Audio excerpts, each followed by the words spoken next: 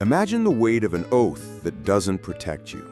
You, loyal servant, wake before sunrise, don your thick mail, swallow cold porridge, and dedicate every breath to a castle that isn't yours. Your lord, the lord you call master, boasts of his honor before the nobles, but forgets your name when the wine is served. Your loyalty is what keeps the gates closed, the walls guarded, the watchtower lit with torches. It's what keeps the Lord sleeping peacefully while you patrol the damp night, sword at your waist, eyes peeled for enemies who may never arrive.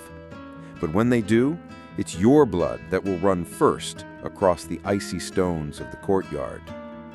You bear his crest sewn onto your worn cloak, a roaring lion embroidered by hands that have never wielded a blade. Your every step is to defend that roar, even as your throat closes in fear as enemy knights advance in gleaming armor, spears poised to pierce your commoner's flesh. Inside, in the great hall, the Lord vows that if they fall, they will fall together. But it's not he who goes to the front lines. It's you, with torn boots, torn leather, teeth gritted against the cold that rises from the walls like a breath of death. When betrayal comes, and it always does, it's not the Lord who bleeds first. It's the servant who stood guard on the bridge, the page who opened the gate thinking it was a friendly messenger. It's the cupbearer who tastes the wine, only to fall beside the poisoned cup. You know the castle is a cage with bars polished by power. Inside, everything seems solid, eternal. But outside, a handful of coins or an arranged marriage is enough to change iron oaths into windy lies. The Lord promises to reward your loyalty. Perhaps he'll give you a patch of barren land, a skinny cow, the right to call your home a hut. But when the siege tightens, he doesn't think twice about handing over his name in exchange for a few more hours of life. And you, who spent sleepless nights defending walls, end up buried in a shallow grave, without a coat of arms, without an anthem, without an epitaph. Your name turns to dust along with the heat of the body that once swore allegiance. And if you think of running away, be careful. A runaway servant is hunted like a wolf, but a dead servant raises no doubts, doesn't open his mouth to reveal secrets. That's why your loyalty is so valuable and so disposable. As the banquet is served to new allies, their absence is hardly noticed. The Lord raises his chalice, toasting the peace purchased with his head. And the nobles laugh loudly, unaware that, deep down, each of them carries his own invisible axe, swinging over his neck, ready to fall. If anyone remembers you, it will be the next servant who takes your place, treading the same steps, guarding the same walls, swearing the same useless loyalty. Because in the Middle Ages, being loyal is beautiful on paper. It's a word embroidered on the banner. But in practice, it's just the first step to the scaffold, the first to hold the shield, the first to fall to one's knees in the mud, the first to have his neck offered on a platter. And when the thunder of war fades, everything returns to normal. New servants, new promises, new pacts. The Lord poses as just, while the muffled sound of footsteps echoes in the corridors, of someone like you who will soon learn that in this castle, loyalty, not saved from the axe. Perhaps you imagine you can escape honor, that if you are more faithful than all, if you do everything right, if you silence every doubt in your throat, the traitor's blade will deflect.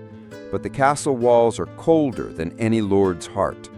When betrayal matures, it always finds a pretext, a debt, an inheritance, a bastard heir, an alliance worth more than your life. The day you realize this is too late. You hold the torch, opening the gate for the late-night procession. The royal seal gleams on the parchment. The guard lowers their spears.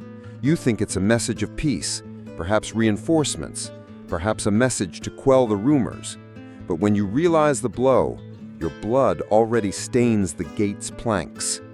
The conspirators enter, laughing, wearing clean shoes, expensive robes, and perfumed gloves. They step into the warm puddle that drips from the hole that opened in your belly. To them, you have no face, no history, no children waiting. You're just the first obstacle between gold and the throne. Inside, in the great hall, the Lord vows that if they fall, they will fall together. But it's not he who goes to the front lines. It's you, with torn boots, torn leather, teeth gritted against the cold that rises from the walls like a breath of death. Outside, the wind howls across the fields. The castle gleams like a fake jewel in the moonlight. Torches flicker, casting crooked shadows of soldiers, unaware that tomorrow they too will be on their knees, swords at their necks, praying the blade is sharp enough not to hurt. That's how the wheel turns. Loyalty isn't an iron chain, it's a rotten rope. It breaks when it weighs most, and those who hold that rope are always the ones who bleed the most. Perhaps someone whispers your name one last time. Perhaps the page who broke bread with you whispers that you died defending the wall. But soon he silences, remembering that the next person to speak may be the next to taste the wine. Outside, the village doesn't even notice. The peasants have their own ghosts: famine, tithing, plague. The story of a loyal servant doesn't buy bread. It doesn't warm the fire. It doesn't fill the belly of the child crying in the stable.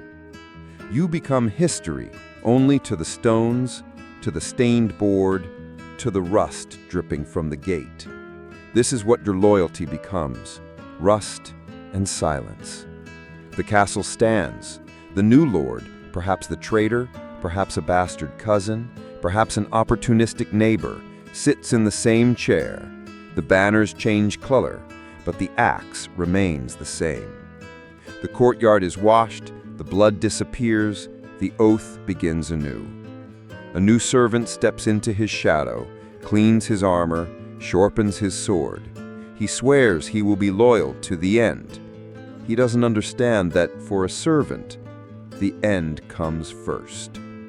And so the Middle Ages are not made of tales of chivalry, but of anonymous tombs. You are just another one, faithful to the last second, disposable at the first betrayal. And those who climb the tower to gaze at the horizon think they see freedom far away, where the country touches the sky. But just remember, there are lords there too. There are fences there too. There are axes there too. In the end, his legacy is a warning buried in the mud. Those who swear by a throne die for a seat they will never occupy. Those who defend a crown carry its weight on their neck, but not on their head. You are not a hero, you are a servant, a name crossed off a list, a promise made in haste, a voice that echoes in the courtyard until it's drowned out by the next attack order. And when the torch flame dies, the wind carries the smoke. Nothing remains but cold stone, and the whisper no one hears.